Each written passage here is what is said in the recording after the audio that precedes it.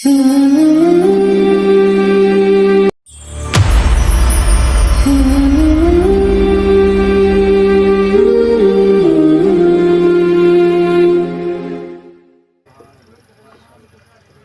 اللہ الرحمن الرحیم نحمده ونصلی ونسلم علی رسولہ الکریم اما بعد فاعوذ باللہ من الشیطان الرجیم بسم اللہ الرحمن الرحیم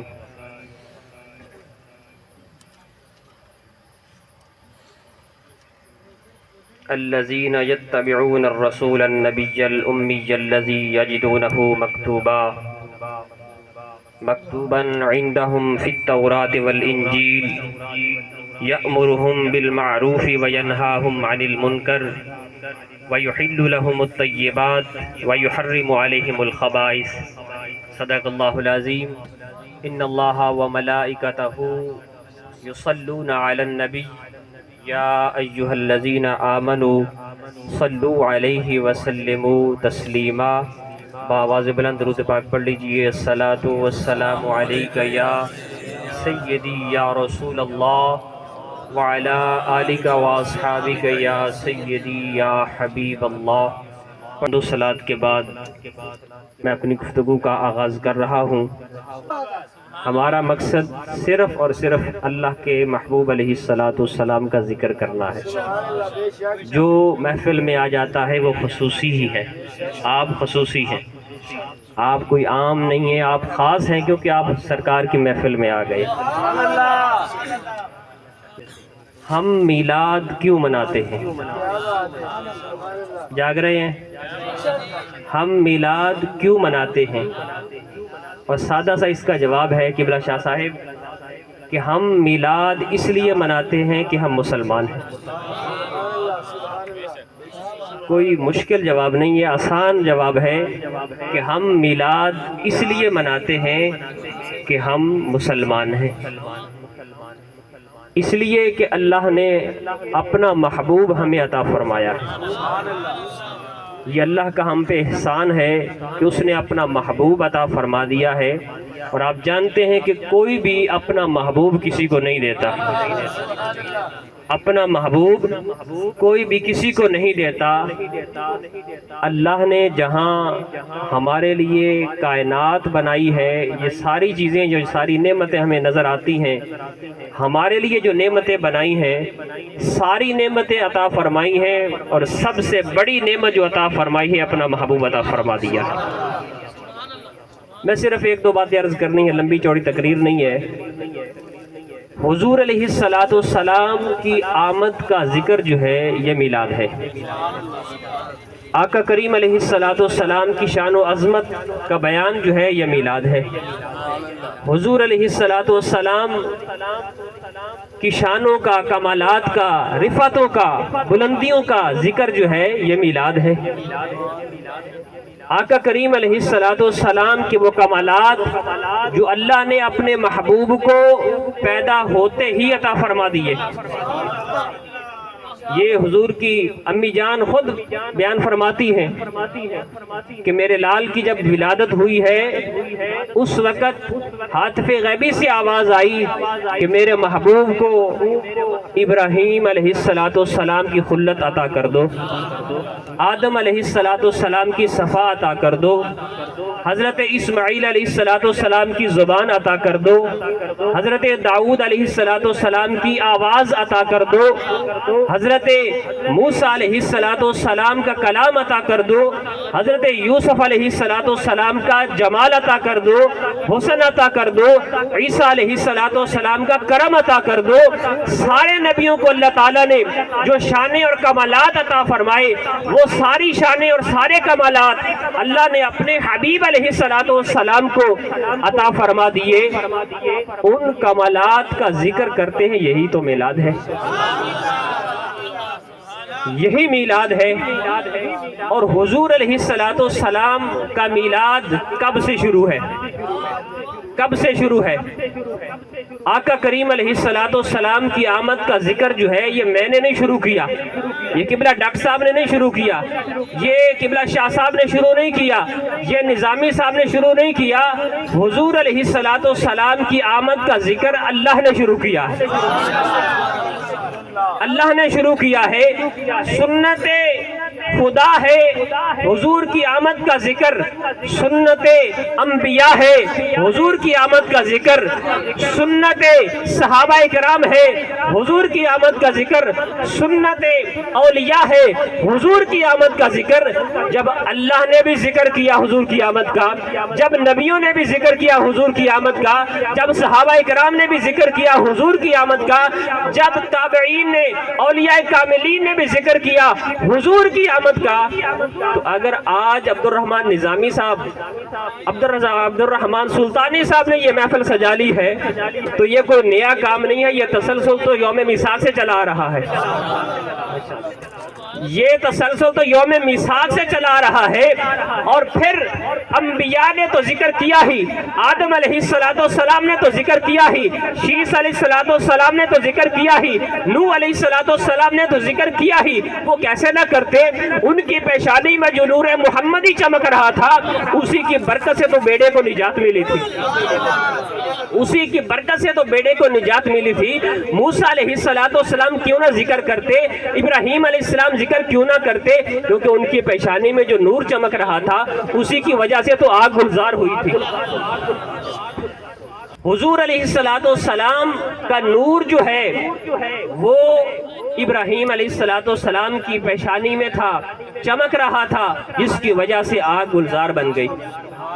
تو نبیوں نے جو ذکر کیا ہے حضور کی آمد کا، توریت میں بھی حضور کی آمد کا ذکر ہے، زبور میں بھی حضور کی آمد کا ذکر ہے، انجیل میں بھی حضور کی آمد کا ذکر ہے، لیکن توریت اور زبور اور انجیل میں اللہ تعالیٰ نے حضور کی آمد کا ذکر کیوں کیا ہے؟ بڑی قابل توجہ بات ہے۔ حضور کی آمد کا ذکر قرآن میں تو ہے ہی، کیونکہ قرآن حضور پہ نازل ہوا ہے۔ توریت، زبور، انجیل میں اللہ نے اپنے حبیب علیہ السلام کا ذکر کیوں کیا ہے؟ اس لیے کیا ہے کہ جو توریت کو پڑھے، جو زبور کو پڑھے، جو انجیل کو پڑھے، وہ میرے محبوب کو مان لے، وہ میرے محبوب کا ذکر کرے، وہ میرے محبوب کا ذکر کر کے میرے محبوب کو مان لے۔ وہ ایک یہودی تھا نا، ایک یہودی تھا جس نے تورات کے اندر، زبور کے اندر حضور کا ذکر پڑھا تھا۔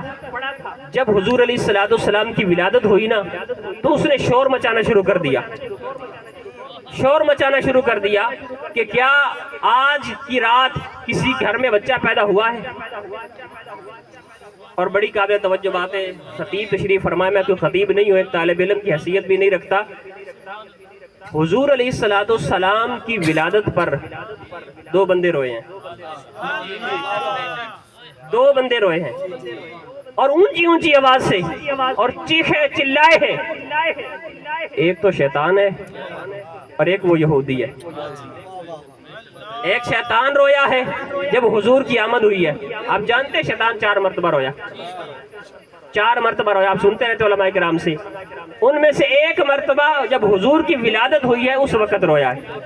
اور وہ یہودی جس نے شور مچایا تھا کہ آج کی رات کو بچہ پیدا ہوا ہے، جب ریسرچ کی گئی تو پتہ چلا کہ حضرت عبد المطلب کے گھر، حضرت عبداللہ کے گھر آمنہ کے لال تشریف لائے ہیں۔ اس یہودی نے کہا مجھے لے چلو۔ جب گیا، جا کر کہا کہ مجھے وہ بچہ دکھاؤ۔ جب حضور علیہ السلام کی زیارت کی تو غش کھا کے گر گیا، غش کھا کے گر گیا۔ اب دیکھو حضور کے میلاد پر غش کس کو آیا؟ آپ توجہ میری طرف کریں گے بزرگ تشریف فرما۔ سبحان اللہ، سبحان اللہ۔ جب حضور کا میلاد ہوا ہے تو غش کھا کے کون گرا ہے؟ یہودی۔ یہودی غش کھا کے گر گیا۔ شیطان چیخ رہا ہے، چلا رہا ہے، شور مچا رہا ہے، کیوں؟ حضور کا میلاد ہوا ہے۔ ہائے ہائے، سبحان اللہ۔ اور خوش کون ہوا ہے؟ خوش کون ہوا ہے؟ حضرت عبد المطلب کہتے ہیں کہ میں حرم کعبہ میں طواف کر رہا تھا تو میں نے دیکھا کعبہ جو ہے وہ میرے گھر کی طرف جھکا ہے۔ سبحان اللہ۔ کعبہ بیت اللہ ہے نا، یہ چار دیواری ہے، یہ ایک مکان ہے، یہ ایک گھر ہے، اللہ کا گھر ہے، بڑی برکتوں والا ہے، بڑی شانوں والا ہے، اللہ تعالیٰ کی تجلیات کا مرکز ہے، وہ کیوں جھک رہا ہے؟ اس کے ساتھ ہی جو حاجی حج کرنے گئے ہیں، عمرہ کر کے آئے ہیں، وہ جانتے ہیں کہ ایک پتھر ہے جس کو یار لوگوں نے سونے کا کور چڑھایا ہے، سونے کا، اور وہ کیوں چڑھایا ہے؟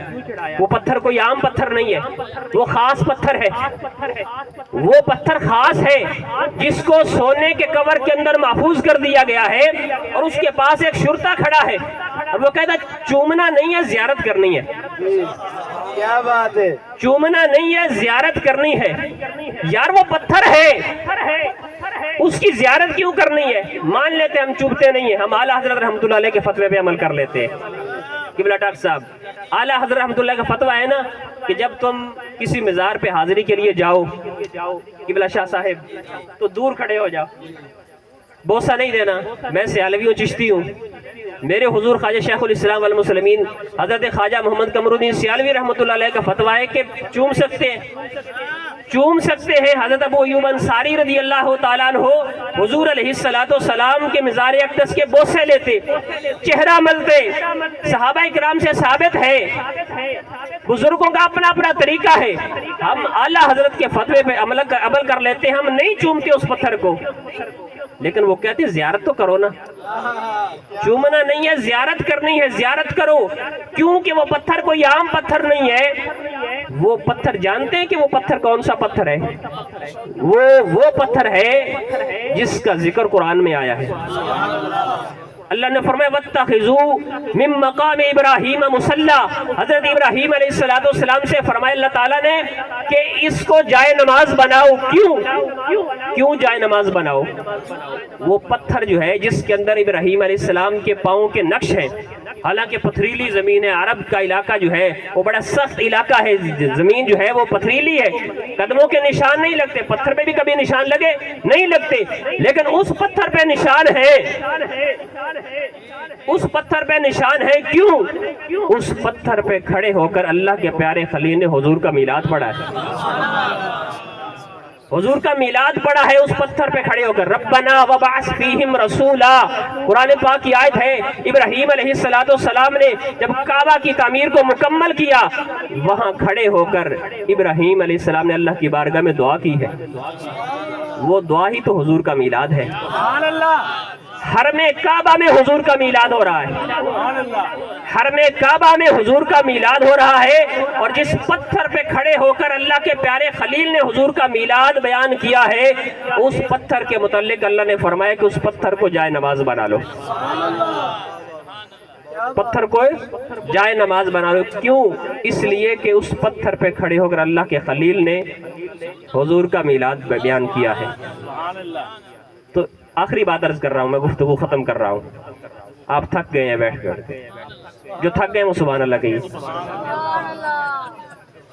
میرے آقا کریم علیہ السلام جو آیت کریمہ میں نے تلاوت کی، اس کے اندر اللہ تعالیٰ نے، مفہوم عرض کر رہا ہوں کہ اللہ تعالیٰ نے اپنے حبیب علیہ السلام کو یہ شان عطا فرمائی ہے، یہ توریت میں بھی لکھی ہے، انجیل میں بھی لکھی ہے کہ اللہ کے حبیب علیہ السلام کی شان یہ ہے کہ وہ جو صحیح چیزیں، صاف چیزیں ہیں، پاک چیزیں ہیں، ان کو پاک کرتے ہیں، ان کو جائز قرار دیتے ہیں، اور جو گندی چیزیں ہیں وہ اپنی امت کے لیے حضور علیہ السلام اس کو منع فرما دیتے ہیں۔ یعنی کچھ چیزیں جو حضور کی امت کے لیے درست تھی، ٹھیک تھی، حضور نے ان کو پاک فرما دیا کہ یہ جائز ہے، جو گندی تھی فرمایا کہ یہ ناجائز ہے۔ اللہ نے اپنے حبیب علیہ السلام کو اختیار عطا فرمایا۔ ایک مثال پیش کر رہا ہوں، پہلی امتوں میں جب کوئی بندہ گناہ کر لیتا تھا اور پھر اسے خیال آتا تھا کہ میں نے توبہ کرنی ہے، قبلہ شاہ صاحب، تو حکم یہ تھا کہ اس نے گناہ کیا ہے، جرم کیا ہے، اب توبہ تب ہوگی جب وہ اپنے آپ کو قتل کرے گا۔ جب وہ اپنے آپ کو قتل کرے گا، یا پھر رات کو بندہ گناہ کرتا، صبح جب اٹھتا تو دروازے پہ لکھا ہوتا کہ اس نے فلاں گناہ کیا ہے، فلاں گناہ کیا ہے۔ کپڑا پلید ہو جاتا، حکم تھا کہ اس کو کاٹ دو، دھونے سے پاک نہیں ہوگا۔ لیکن مجھے بتاؤ، جب حضور کی آمد ہوئی ہے، جب حضور کا میلاد ہوا ہے، جب میرے آقا کریم علیہ السلام کی تشریف آوری ہوئی ہے، آقا کریم علیہ السلام کے قدم لگنے سے تو پوری زمین اللہ تعالیٰ نے مسجد بنا دی ہے۔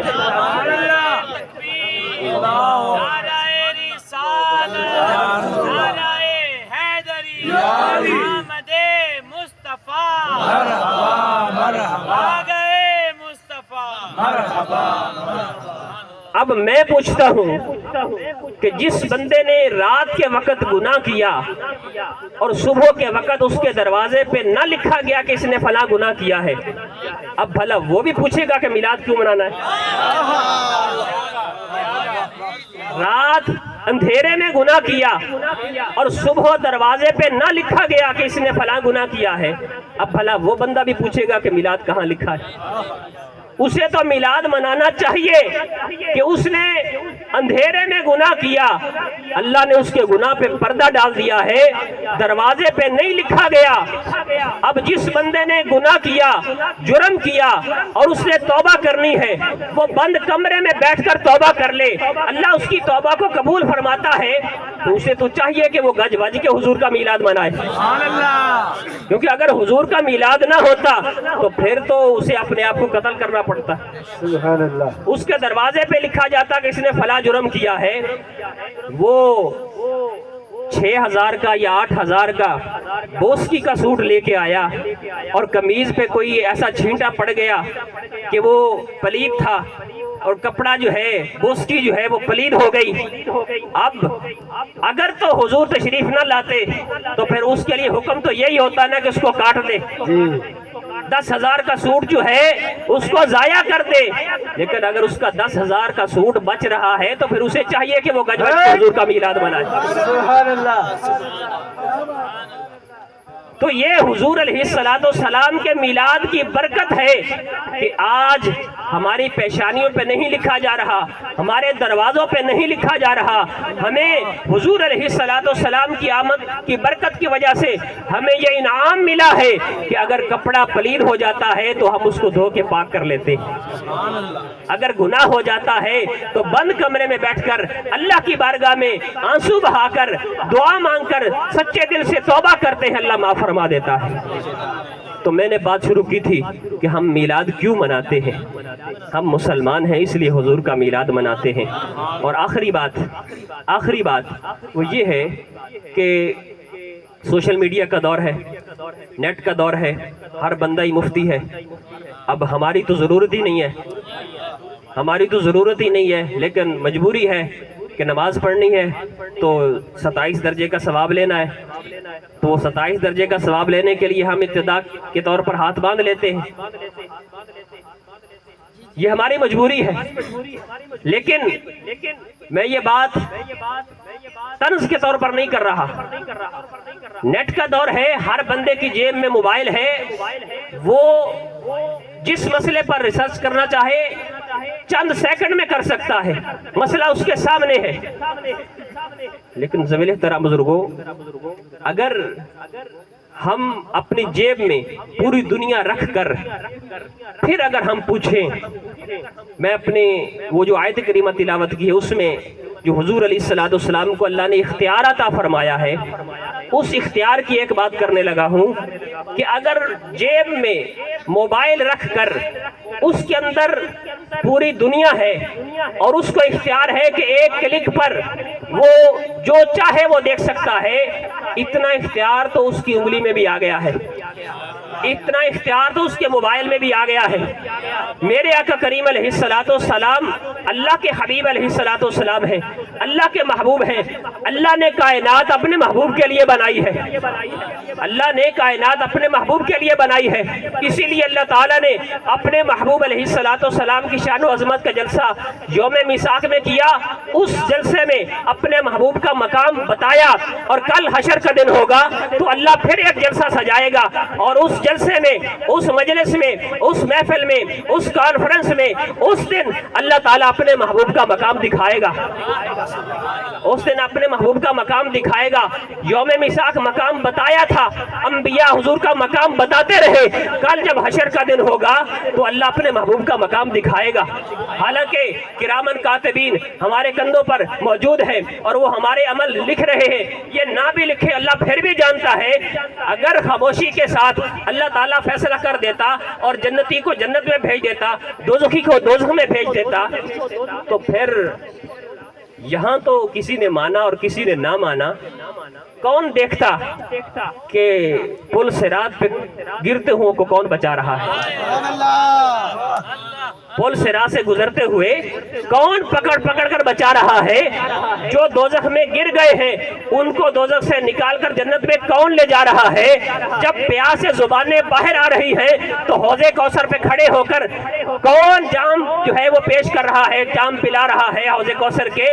اللہ تعالیٰ نے یہ مقام اپنے محبوب کا دکھانا تھا کہ کل حشر کا دن ہوگا، ساری مخلوق جو ہے وہ سارے نبیوں کے دروازوں سے ہو کر جب خالی واپس لوٹ کر حضور کے قدموں میں آ جائے گی تو اس وقت اللہ اپنے محبوب علیہ السلام کا مقام دکھائے گا کہ لوگوں آؤ دیکھو میرے محبوب کا مقام کیا ہے۔ محبوب علیہ السلام کے ابرو کا اشارہ دیکھا جائے گا۔ اللہ فرمائے گا محبوب اشارہ کرنا تیرا کام ہے اور اس بندے کو بخش کر جنت میں بھیجنا میرا کام ہے۔ عرش کی دائیں جانب اللہ کے حبیب علیہ السلام کی کرسی سجائی جائے گی، ممبر سجایا جائے گا، اس ممبر پہ بیٹھ کر اللہ کے حبیب علیہ السلام اشارہ کرتے جائیں گے اور اللہ محبوب کا اشارہ دے کر لوگوں کو جنت میں بھیجتا جائے گا۔ تو جس محبوب کے اشارے سے جنت ملنی ہے، اب کسی کو تو مان ہوگا نا کہ میرے پاس نمازیں ہیں، میرے پاس روزے ہیں، حج ہے، زکوٰۃ ہے، اعمال ہے، لوگوں کو اپنے اعمال پہ فخر ہوگا، مان ہوگا کہ ہم اعمال کی وجہ سے بخشے جائیں گے، لیکن نہیں، اعمال کی وجہ سے نہیں، یہ اللہ کا فضل ہوگا، اللہ کے محبوب علیہ السلام کے ابرو کا اشارہ ہوگا۔ اب جس نے محبوب کے ابرو کا اشارہ لینا ہے نا، اسے تو چاہیے کہ وہ حضور کا میلاد منائے، اسے تو چاہیے کہ حضور کے میلاد پہ خرچ کرے۔ وہ تقا بادشاہ حضور کے میلاد سے 1000 سال پہلے اس نے 400 گھر تعمیر کروائے، 400 علماء کے لیے 400 گھر تعمیر کروائے۔ یہ 4 دیگیں پکائی ہیں عبدالرحمن صاحب نے، تو شاید کسی کو اعتراض ہو کہ یہ پیسہ جو 4 دیگوں پہ لگایا کسی غریب کی بیٹی کو دے دیتے، وہ بیٹی جو سارا سال میلاد کا انتظار کرتی رہی ہے، سارا سال وہ 4 دیگوں کے پیسوں کا انتظار کرتی رہی ہے، جیب میں 80,000 کا موبائل ہے پھر بھی میلاد کی دیگیں نظر آتی ہیں۔ 4 دیگیں پکی، اس پہ اعتراض ہے۔ حضور کے میلاد سے 1000 سال پہلے تقا بادشاہ نے 400 گھر تعمیر کروائے 400 علماء کے لیے، اور قبلہ ڈاکٹر صاحب صرف یہی نہیں بلکہ وہ 400 علماء ان کی اس وقت شادی نہیں ہوئی تھی، 400 کنیزیں خرید کر ان کو آزاد کر کے ان کا نکاح ان کے ساتھ کر دیا۔ کس لیے نکاح کیا؟ یہ اہتمام کیوں ہو رہا ہے؟ مدینہ کی بستی میں یہ 400 گھر کیوں تعمیر کیے جا رہے ہیں؟ وہ 400 علماء کے نکاح کیوں کروائے گئے؟ اس لیے کہ وہ بچیاں بھی تو پیدا ہونی تھی جنہوں نے پڑھنا تھا طلع البدر علینا، وہ بچیاں بھی تو پیدا ہونی تھی نا مدینہ میں، جنہوں نے چھتوں پہ چڑھ کر وہ قصیدہ پڑھنا تھا جب آمنہ کے لال کی مدینہ میں جلوہ گری ہونی تھی۔ تو میں آج کی ساری گفتگو کا جو لب لباب ہے وہ یہ ہے کہ آپ جتنے ساتھی بیٹھے ہیں، آپ مت دیکھیں کہ فیس بک کے فلاں مولوی کیا کہہ رہا ہے، ہماری مسجد کا فلاں خطیب کیا کہہ رہا ہے کہ میلاد نہیں منانا چاہیے، یہ کہاں لکھا ہے؟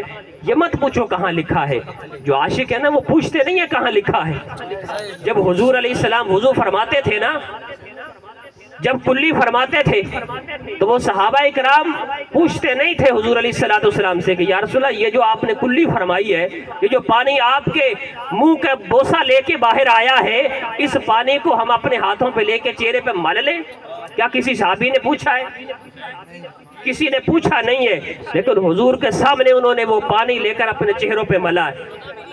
یہاں تک کہ جس کو پانی نہیں ملا، جس کو پانی نہیں ملا، اس نے جس کو ملا ہے اس کے تر ہاتھ کو ہاتھ لگا کے اپنے چہرے پہ ملا۔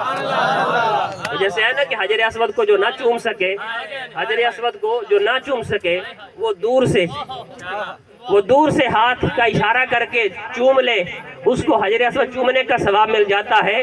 صحابہ کرام نے پھر حضور کے سامنے وہ عمل کر کے دکھا دیا کہ حجر اسود کیا ہے، حجر اسود کیا ہے؟ وہ تو حضرت سیدنا فاروق اعظم نے بتا دیا کہ حجر اسود میں جانتا ہوں تو پتھر ہے، میں تجھے کبھی نہ چومتا، چوم اس لیے رہا ہوں کہ میرے آقا نے چوما ہے، میرے آقا نے چوما ہے۔